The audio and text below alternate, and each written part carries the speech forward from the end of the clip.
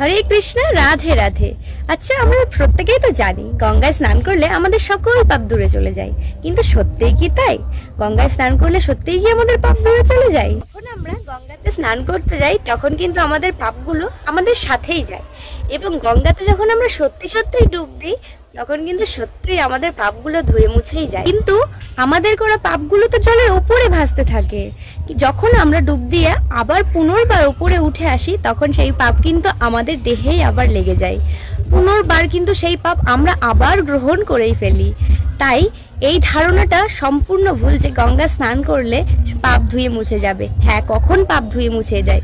যখন তোমার মনে কোনটা পাপ করছি কোনটা পুণ্য করছি এই উপলব্ধিটা হয়, এবং সর্বদা আপনি সৎ পথে যখন চলেন, কৃষ্ণ নাম হরি নাম করেন, সাধন ভজন করেন, তখনই আপনার সমস্ত পাপ দূরীভূত হয়। কিন্তু আপনি যদি মনে করেন যে আমি হাজার হাজার পাপ করব আর গঙ্গা স্নান করব তাতেই আমার সমস্ত পাপ দূরে চলে যাবে, এটা কিন্তু কখনোই সম্ভব না।